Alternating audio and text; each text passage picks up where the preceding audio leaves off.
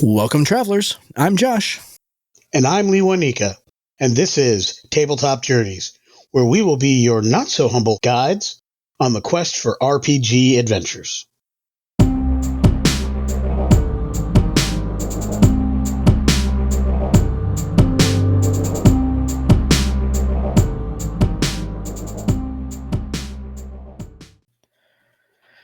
All right, well, welcome everybody back to what is our second video episode. Mr. Lee Wanika Miller on the other side of the camera and microphone with me this evening. Good evening, Mr. Miller. How are things down in the I'm presumably wet and nearly autumnal state of Connecticut? It is. It's actually been very comfortable for the person who prefers the fall temperatures. Been pretty good down here, but this past weekend was amazing. I worked with my local game store, the Citadel Game Cellar, at Terrificon. Had Yeah. an amazing weekend. I ran demos of several games.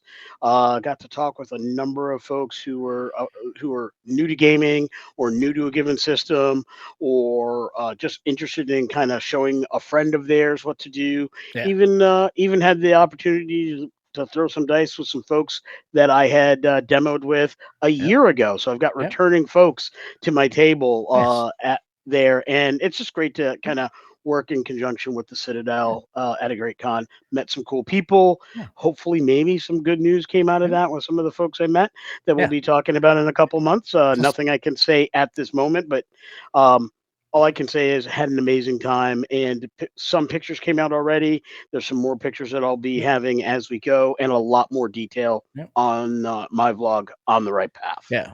Yeah, totally. I mean, it sounded like so much fun at Terrificon. And man, you continue to be such a fantastic a clerk to the cause for tabletop journeys.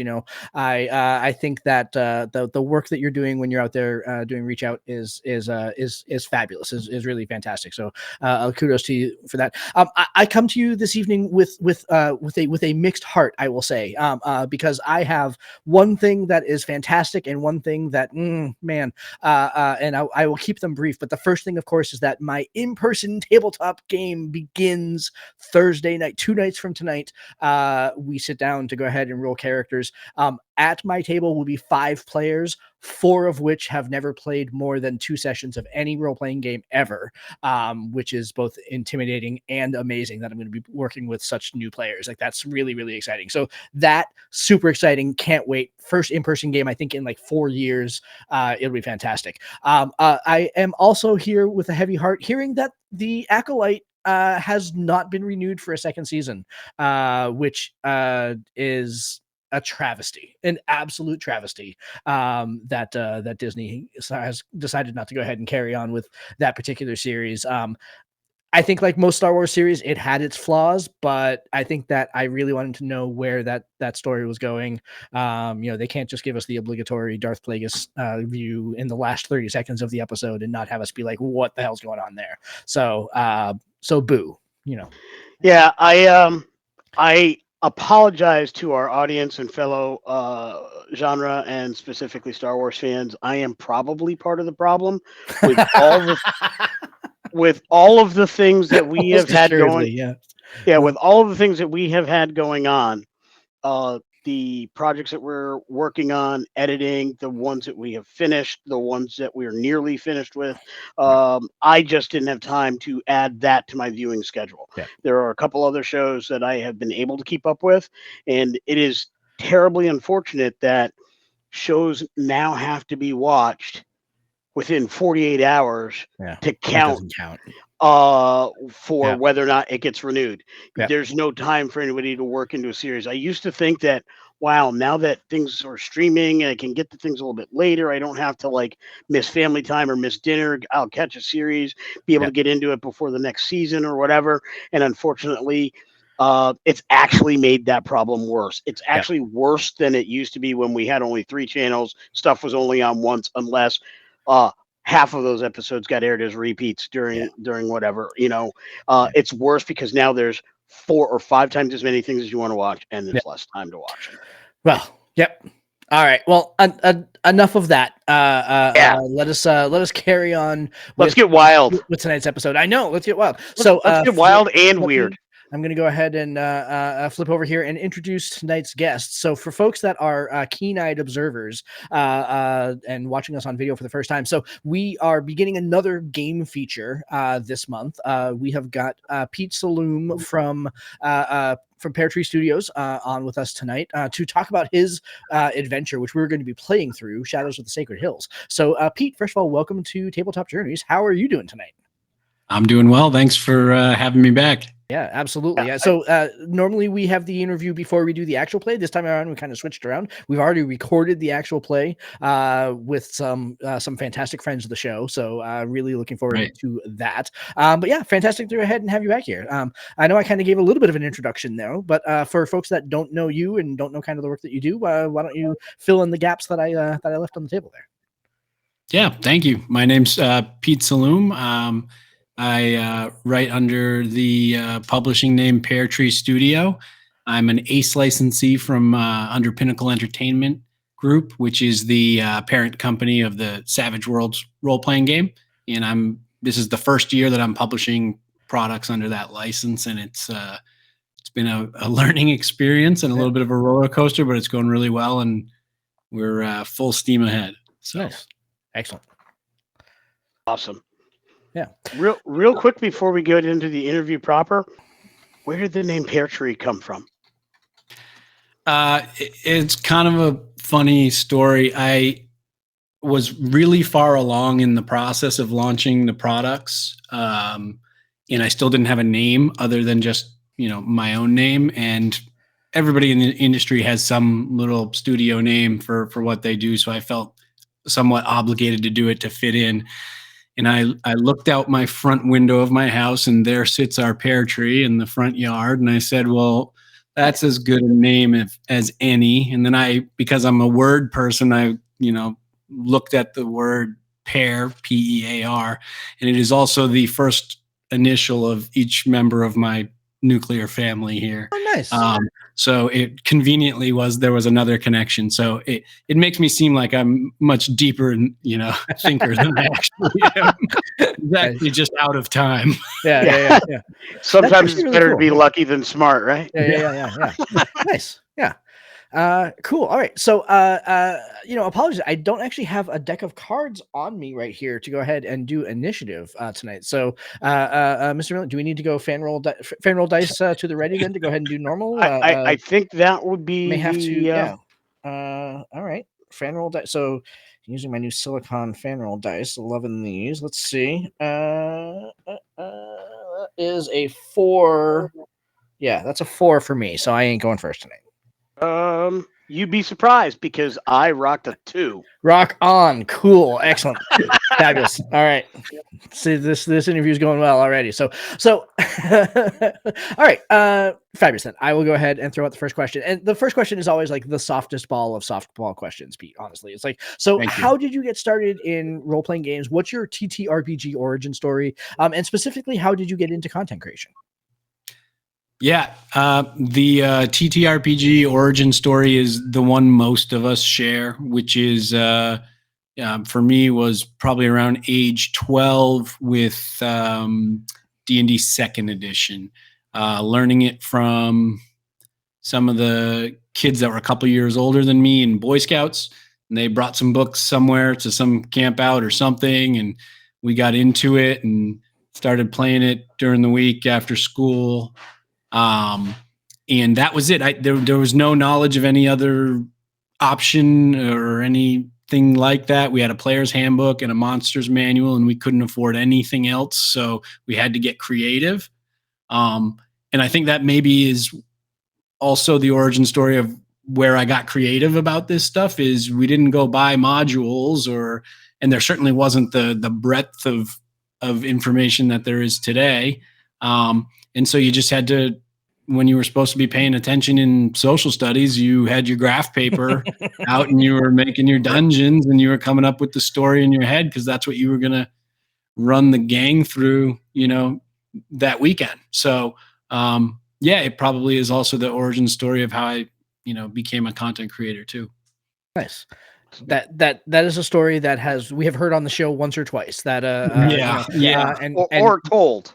Right. Yep. Yeah, exactly. Yeah. And knowing that you were about 12 years old playing second edition means that you and I are of a similar vintage, which also which is nice. Great. So that's always yeah. So, normally they're either way old like Lewanika or way younger than both of us, and so you know, like that's this is nice. This is good. Yeah. So I'm catching hands today. I will say this though, it was rare that I actually did any kind of adventure construction in social studies because that's usually where I was getting my idea. So my notes when we were going over a given historical topic became the adventure, Very nice. and it was usually during math that I was actually writing the adventure. You're probably Which- right. That was probably my circumstance as well. so all right, Mr. Miller, have at it. All right. Yeah, sure. So, Peter, if the audience doesn't know, we'll talk about it. I'm sure in the subsequent episodes that we do. You and I met running Yeah. running games at the same convention. We were kind of side by side, kind of got to know each other. I also got to know Jake, who has run this adventure as well, again side by side, and as is the case, it was really cool being able to hear how much fun was being had at your table. I mean, you know, you run a great game, people are engaged, and I from that moment, that first time, I'm like, yep, I need to. I absolutely need to make sure we get a hold of him in this in our show at some point. And we started talking, and then the next time, that's when we really kind of said, okay, we're going to set up a plan. We're going to make sure we make Right. this happen. So very cool.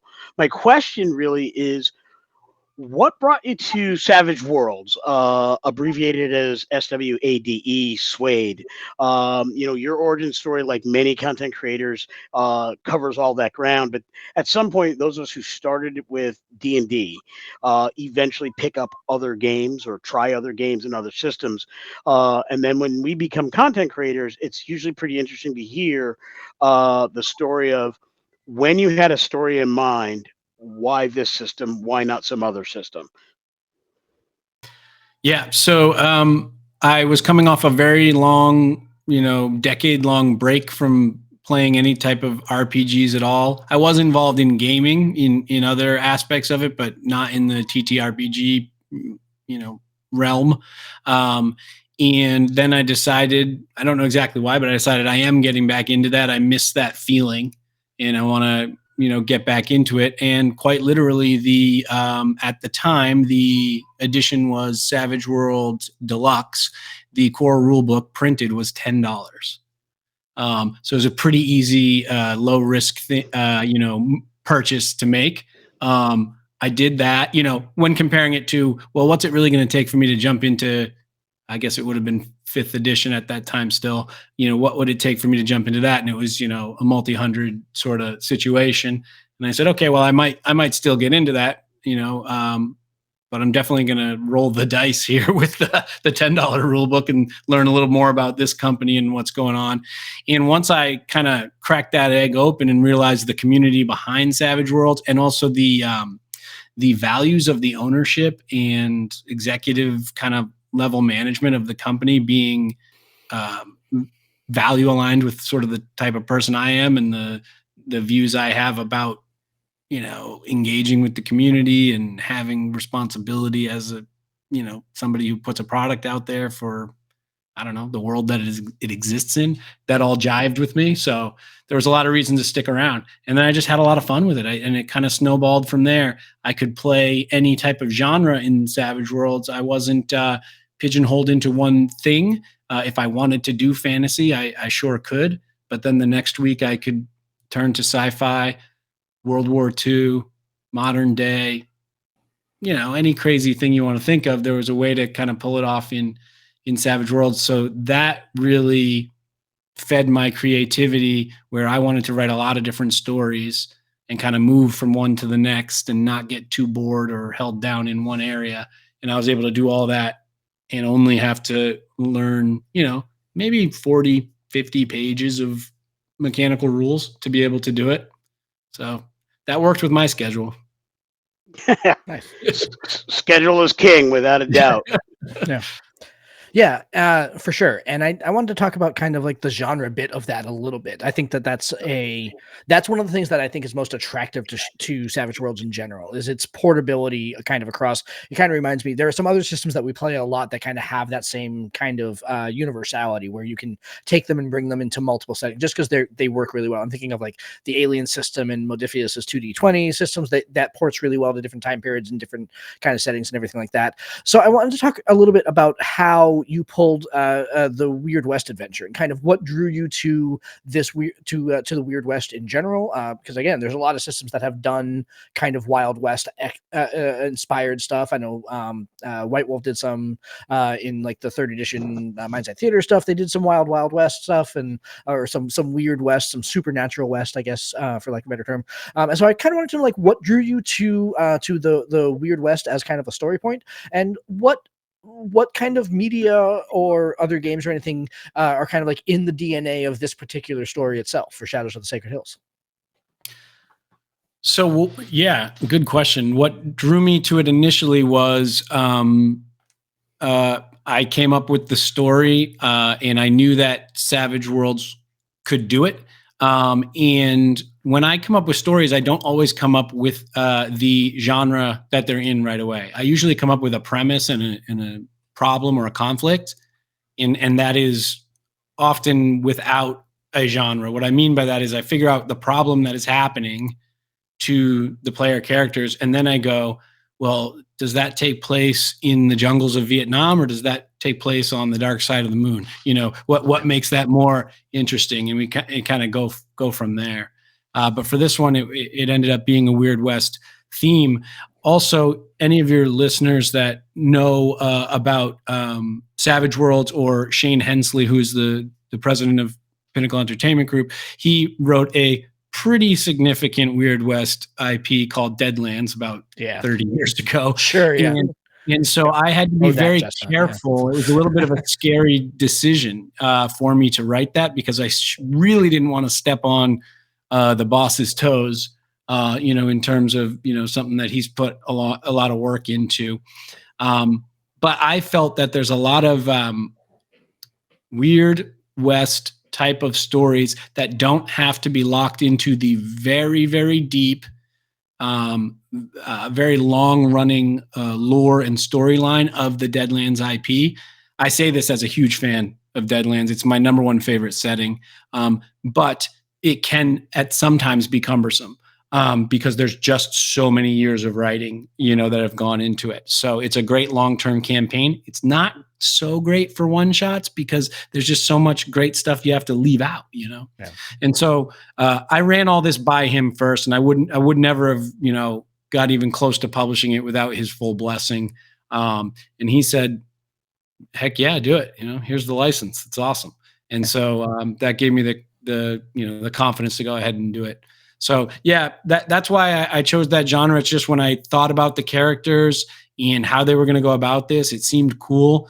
Things I watched when I was growing up. I don't know if you guys ever remember this, but Bruce Campbell was in a show called Legends of Briscoe County Jr. I have watched some Briscoe County Jr. once or twice in my day. Yeah, more than all of the episodes ever. But yeah, yeah. So that show was just a mind blower to me as a probably 8-year-old or so, watching that with my dad, that it could be like a Western, but then there was sci-fi stuff going on and weird crystals and, all these powers. And that to me was just, it turned everything upside down. And so, flash ahead 20 more years and I got to, make a little piece of that. Nice. Yep. Nice. Yeah. Cool. I loved that show. That clearly a show I really like. I am, as Josh likes to point out, quite a bit older. And one of the things that when I was growing up, when I would go to different places, would watch reruns of the original Wild West show, which was always a touch point for me. And obviously, if you're a kid in the 70s and early 80s, Westerns aplenty. But, then you just take all the little things in different, but that was, when I used to watch the Pony Express show, whatever that was called, and all kinds of stuff. stuff, and then all the Gunsmoke variant and yeah. Gunsmoke. And well, there was one in the '80s with a bunch of young kids. It was kind of like 90210 for Pony Express riders, and for the life of me, I cannot remember the name of it. You know, anybody listening, please comment below. Let Comment me know below. that show. You know, hey, you know, maybe there's something we could throw your way. If you're the first one to let us know, that would be wonderful. If you can remember that '80s show, that would be cool.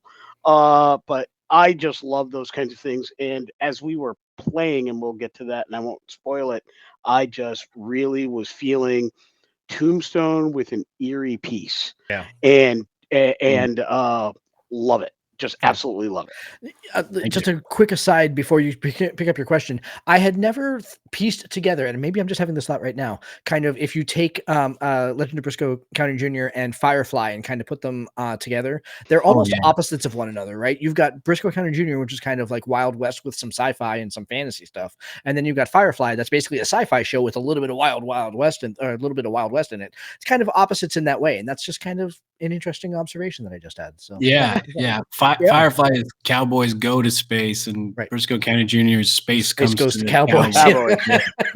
Yeah. So yeah. Excellent. All right, Mr. Miller. Yeah. So I guess in addition to this adventure that we're going to get into a lot of detail because we play it, and then Josh and I will be reviewing it for everybody the week that follows those episodes. I was hoping you might talk to us, give us a little spoiler-free preview of your other currently available Savage Worlds adventure module, the Assylian Hybrid. I'm very interested about that. I've owned this for a while now because I got both of these at the same time, and definitely did print on demand at the DM's Guild. Links will be in the description below. But I absolutely chose not to open either because I knew we were doing this, and I wanted it to be absolutely cool and fresh. So it literally sat on my shelf untouched until you said, okay, let's get the map. And then I would only flip to the map page till we got done. So I have not even opened, not even flipped to see the inside cover and the salutations in the new book. So I just want a spoiler-free preview, so I know the next time I play Savage Worlds, I got a friend who plays, and I might be handing this to him so he can run because I just want to play. Awesome. Yeah. Well, I can say he's got everything he needs there, I think, to run it, fairly cohesively for you. So the Icelian Hybrid, I actually wrote it first. I wrote it many years ago, probably 5 or 7 years ago or something. And I wrote it as a convention one shot, and I would go around to Total Con and Carnage Con and Rising Phoenix and, other monthly sort of littler conventions here in New England where I live. And I would run it, and it was, after I got it dialed in, it was always a hit. And I knew it was, something good, and I kept good notes on it, but I wasn't in the publishing mindset. And then when I got into, I'm going to make this happen and actually publish some products, it was really low-hanging fruit for me because I had just put out Shadows of the Sacred Hills, and I said, well, I got to follow it up with something because I don't want to be just a flash in the pan. I want to be sort of a consistent producer of stuff.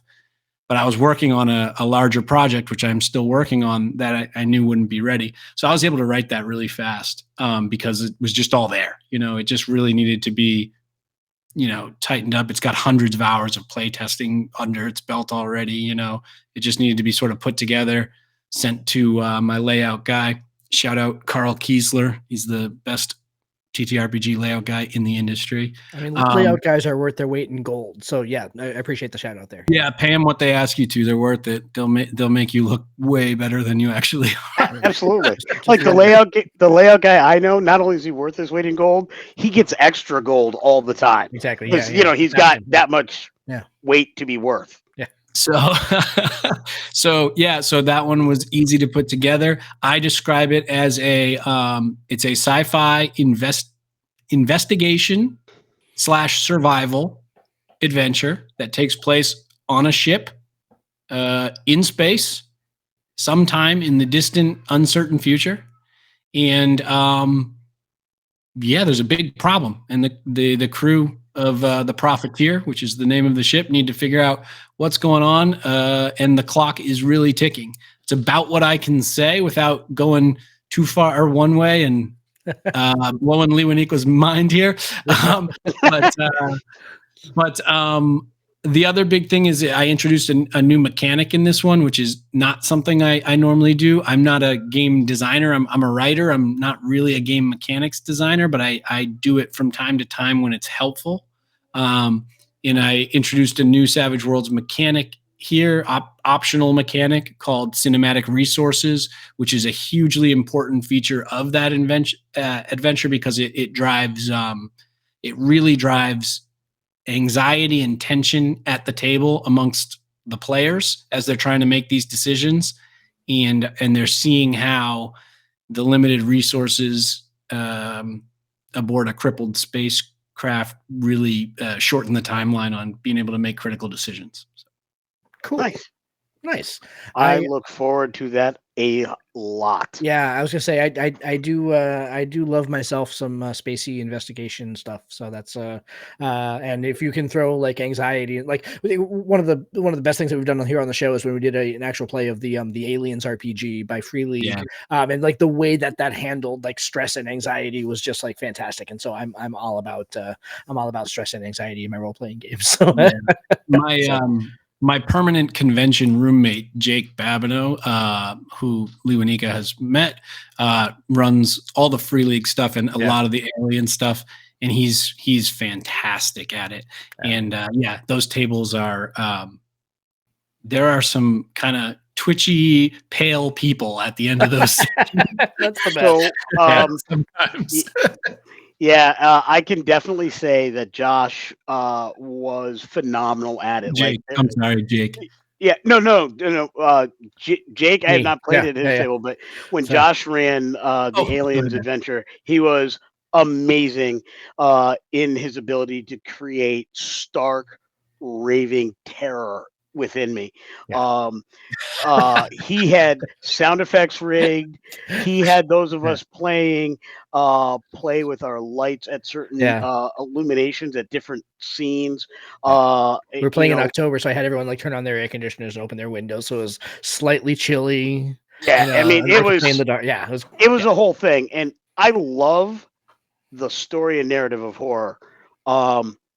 But I'm terrified of it. And like this was another one of those ones where it's like Liwanika didn't sleep for 2 days. It like, and I mean literally was scared to lie down for 2 days. Like I just didn't. That's and I can't get enough. I'm all in. Get me an invite to one of those games, please. I think to build off what you're saying about horror, in terms of genres that are challenging for GMs to create evocative sort of immersion, I think horror is at the top of the list in terms of difficulty because it can sometimes be oversimplified, by saying, look how scary this monster is. Aren't you scared? Yeah. And that's not where the tension comes from in tabletop RPG horror. It comes from the tension of the decisions bearing consequences they know are coming and are trying to deal with and navigate. That's where the anxiety, comes from in those. So it's hard to do. I'm certainly not the best in the world at it. I look at, my buddy Jake is probably one of the best at it, and I can do it pretty okay. It sounds like Josh has it dialed in. Yeah, I mean, with horror, he really does. What I've always found is like less is more with horror, right? It's like you said, it's like don't show the monster when you're trying to build the tension. You threaten the monster when you're trying to build the tension, right? And because like you've got to go ahead and you've got to make them be scared of the monster before you show it, otherwise they will never be scared of the monster. Because it's like the line, I'm trying to think who was it that said that the line between horror and comedy is very, very thin. Right, so but I actually had folks at my demo table this weekend, and one of the questions my response to a couple of the questions was this. I'm like, the drama is in it, when you're GMing, the drama comes from not giving them a good and a bad choice. It's when you give them two bad choices. Two bad choices and make That's when it's drama. Yep. When you give them three bad choices, now we're talking horror. And again, not to talk too much about a game that we've now played like 3 years ago, I think, for Halloween. But honestly, it was one of the things that when we were playing Aliens, the thing that set up my ability to scare Lee Wanika so much was a choice that he made when he went from ship A to ship B. He was the one that decided to go ahead and weld the door behind him when he went. And so then it's like, oh, well, now your ticking clock is now way worse, because now if you're going to get out, you've got to unweld the welding you just did. Good luck with that. Let's see how that happens. Like, so yeah, it was I appreciate the layup there, and I was happy to go ahead and spike it back at you. So absolutely. Was it Chariot of the Gods? We did Chariot of the Gods, exactly. Yes. Yeah. That's what it sounded like. Yeah, it's a great introductory mission. It really is. Like it's fabulous. But yeah, I had like all sorts of sound effects and a whole sorts of stuff there. So, but like getting back to the interview here, because I get to ask now kind of my favorite question. I love asking this question, Pete. So, imagine that the choicest IP creator comes to you and says, Pete Saloom, Pear Tree Studio, make a game for my intellectual property. What is that intellectual property and why? The first one that pops into my head is Terminator, even though it has been done. That's the first one that pops into my head because it hasn't been done for Savage Worlds, and it is that IP is born for Savage Worlds. I think it would be perfect, in my opinion. Yeah, because of the speed at which those movies move, the just the punchy violence. They're thoughtful but not super cerebral. They're made for that. So that'd be really cool. And the challenge there would be the whole chronology thing would be the challenge, I think. So that would be a cool one. I mean, every once in a while I watch various, animes where I say, wow, that just is like the work's almost done for you. If you wanted to do that, and I'll see that. But I would say Terminator would probably be the number one. That's a great answer. That's not an answer that we've had yet before on that question. Yeah, I love the Alien franchise, but I think what Free League has done with that is so phenomenal that it doesn't need any help or any conversion or anything. Yeah. It's like trying to remake Blazing Saddles. Like, how do you redo that? Like, this is done now. Like, that's So, Or the Princess Bride, but they're going to try anyway. They're going to try it anyway. Exactly. Yeah. So, Louie, could you have any final questions or? Yeah, I think just a real fast one. Just if you can throw it out there for everybody. What is your favorite thing about Savage Worlds? I think accessibility would be the first thing I would say. It's easy to get new players into it quickly, and it is not intimidating. New TTRPG players are more afraid to play Dungeons and Dragons for the first time than they are to play some game they never heard of, because the expectations that come with Dungeons and Dragons are these things where they go, well, I didn't read every single Dragonlance book, and I didn't read every single R.A. Salvatore book, and I'm going to sit down and I'm going to mess it up, right? I've heard so many people say, like, I didn't sign up because I didn't want to mess it up. That doesn't happen as much in Savage Worlds because they're like, never heard of the game. What's it about? They get a quick synopsis and they're in, and they can learn the basic mechanics in 5 minutes. So accessibility is probably my favorite thing in terms of just developing the community. And then the sort of meta economy of the game is these bennies.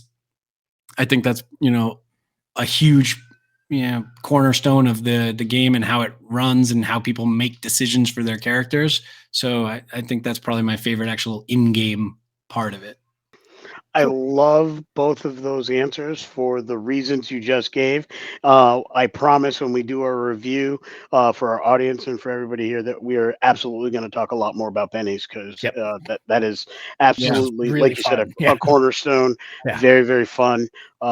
friend of the show, Marty Napier, he has a regular Savage Worlds game that I play in.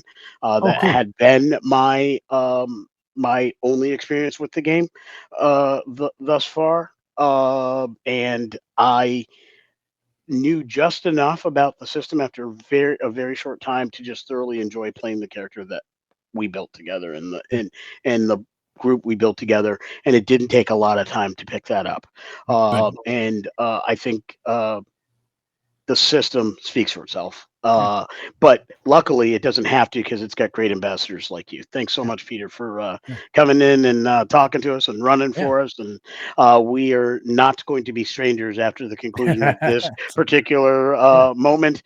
We will Good. definitely be in touch. Yeah. I got a bunch of local cons and local events. Yeah. I need you to come down and join me at, and so we can Yeah. continue running tables side by side because I think there's some Let's luck do it. in that, and there's some Yeah. magic to it. So we gotta Yeah. foster that. Yeah. Yeah. Before we let you go, Pete, where can folks find you, and how can they go ahead and get the content that you've been putting out there for Savage Worlds? Yeah, so the two adventures that I have currently published are available on Drive Through RPG, the Pear Tree Studio. Just look it up, or you can type in the titles there: Icelian Hybrid, and Shadows of the Sacred Hills. They're pretty highly ranked among the Savage Worlds titles, so they should be in the algorithm there. They're doing well. If you want to follow me on social media, I'm just really on Facebook right now. It's under Pear Tree Studio. I try to put stuff up regularly. I'm now starting to update on my next project, which is going to be a little bit larger scope project. And so I'm starting to leak some info out about that through Facebook. So if you want to learn more about it, Awesome. Get over there. Cool. Awesome. All right, Pete. Well, thanks very much for joining us tonight, and yeah, we'll talk to you again soon. Thanks, guys. It's a pleasure. Yeah. Take care. All right. So, man, another great interview. I love doing interviews like these, Lee Winika. Like, it's always so much fun when we can go ahead and bring content creators in to go ahead and talk about their stuff. I mean, it really kind of, it makes my night when we can go ahead and do that. So it's a good time as always. Absolutely. And, in the community of late, there has been a ton of conversations about sponsorship and, are you only doing this because so and so did such and such or and whatnot. And and amidst all of that noise, I am very proud that at Tabletop Journeys we review the games we like. Yep. Like, we talk about it. Is this something we want to do? It's generally either something that one of us has played or somebody that one of us knows. We get good, maybe a Patreon or somebody else has suggested that we look into it. We have these types of conversations. And so I'm very proud of that legacy within Tabletop Journeys that we've Yeah. built on this. And I'm so happy that we had Peter tonight because, as somebody I've gotten to know, call and consider a friend, it's really awesome that our TTRPG family includes so many great creative minds and a vast number of different systems and ways to do it. So Yeah. it's just a great thing. It's really an embarrassment of blessings, really. I mean, we've been really, really lucky to have great content creators on here that we keep in touch with, and so I really hope that continues with Pete also. So, so like we said at the top of the show, next week we're going to be beginning the actual play with Pete, playing through the adventure that he wrote for us. Not wrote for us, but wrote up on Drive Through RPG, Shadows of the Sacred Hills. Lee Winika there showing the book cover. So that actual play begins next week here, and then we'll be doing our game review after that. So it's going to be. I know we're on video this week. We're not going to be on video for the next couple of weeks while we did the AP because we just recorded audio for that. As we still kind of like sort this out. And so I wanted just a quick reminder that we're trying this video thing out for kind of the first time. So if you're enjoying this, please make sure you subscribe and click the notification button so that when we do more of these videos, you'll get notified. But also, we'd love to go ahead and hear some feedback. Are you enjoying the new video format? Do you think the video format works? Do you wish that our faces went back behind a blank screen where you didn't have to go ahead and see us talk? Who knows? Whatever. But we'd love to go ahead and hear your feedback on that. Really, we're having an awful lot of fun doing more video content, and so we're hoping that you're enjoying it too. Yeah, and if you are in a mind because you like what we're doing in general and you want to see us be able to do more and expand what we do, feel free to visit us at on our Patreon. Join our Patreon. We have multiple levels to fit lots of budgets. There are lots of good benefits, not the least of which is getting to play in games run by your humble or not so humble hosts. If you want to hear the kinds of things that that Josh does when he runs a game that terrify me, you need to get at his table. Yeah. If you want to see some of the cool, intricate things that I do at the games I run, you need to get in at these tables. So join us. It's www.patreon.com/TT Journeys. We'd be happy to have you join us. We have monthly games by the time you're hearing this, not just one a month. We have multiple tables, different systems. So please join us, see what suits your fancy. Whatever the game is you'll like, we probably are running it. And if there's a game you like that we know about or need to know about, let us know, because Yep. if we can learn it, we can run it. Yeah. All right, everybody. That is our show for this night. For tonight. Happy to come to you as always, and yeah, we'll be back next week with the actual play of Shadow of the Sacred Hills from Pete Saloom and Pear Tree Studio. Until then, have a good night, everybody. Good night, all.